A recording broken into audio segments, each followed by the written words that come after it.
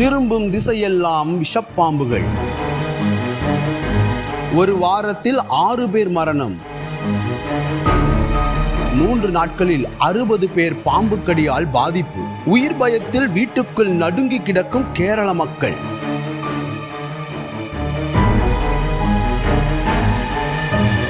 நாடு முழுவதும் கடும் வெப்பநிலை தாக்கி வரும் நிலையில் கேரளாவில் இயல்பை விட 3 முதல் 5 டிகிரி செல்சியஸ் அளவுக்கு வெயிலின் தாக்கம் அதிகரித்துள்ளது. மலைகள் மற்றும் மரங்கள் நிறைந்துள்ள கேரள மாநிலத்திலும் இதே நிலைதான் இருக்கிறது. இதனால் கேரளாவில் பாம்புகள் வனப்பகுதியை விட்டு வெளியேறி குளிர்ச்சியான இடங்களை தேடி குடியிருப்பு பகுதிக்குள் நுழைந்து வருகின்றன. வாகனங்கள், கிணறு, வீடு என எல்லா இடங்களிலும் பாம்புகள் படையெடுத்து குலை நடுங்க வைத்துக் கொண்டிருக்கின்றன.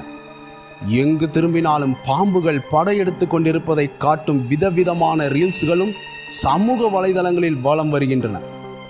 திருச்சூரில் தூக்கத்தில் இருந்தபோது கட்டுவிரியன் கடித்து 8 வயது சிறுவன் உயிரிழந்த நிலையில் அவரது சகோதரர் பாம்பு கடியால் பாதிக்கப்பட்டு மருத்துவமனையில் அனுமதிக்கப்பட்டுள்ளார். கோழிக்கோடு மாவட்டத்தில் குட்டியாடி பகுதியில் சிறு குழந்தைகள் தூங்கிக் கொண்டிருந்த ஒரு வீட்டுக்குள் 5 கட்டுவிரியன் பாம்புகள் கண்டுபிடிக்கப்பட்டன.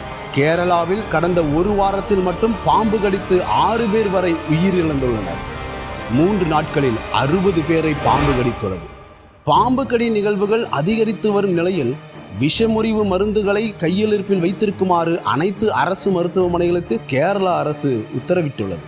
வீட்டின் சுற்றுப்புறத்தில் இருக்கும் குப்பைகளை அகற்றி விழிப்புணர்வுடன் இருக்குமாறும் தேவையில்லாமல் வீட்டை விட்டு வெளியே வர வேண்டாம் எனவும் அறிவுறுத்தி இருக்கிறது.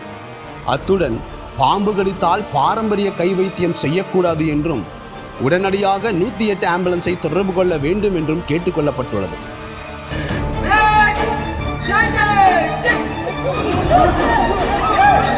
பாம்பை பார்த்தால் படை நடுங்கும் என்பார்கள். தற்போது பாம்பை பார்த்து ஒரு மாநிலமே நடுங்கி கிடக்கிறது என்பதே உண்மை. இந்த விஷயத்தை அவ்வளவு சாதாரணமாக எடுத்துக்கொள்ளக்கூடாது. காலநிலை மாற்றத்தால் ஏற்படும் பாதிப்பு இது என்பதை உணர்ந்து பசுமையான பூமிக்கு வழிவகை செய்ய அரசும் ஒவ்வொரு தனி மனிதனும் பொறுப்புடன் செயல்பட வேண்டும் என்பதே எதிர்பார்ப்பு.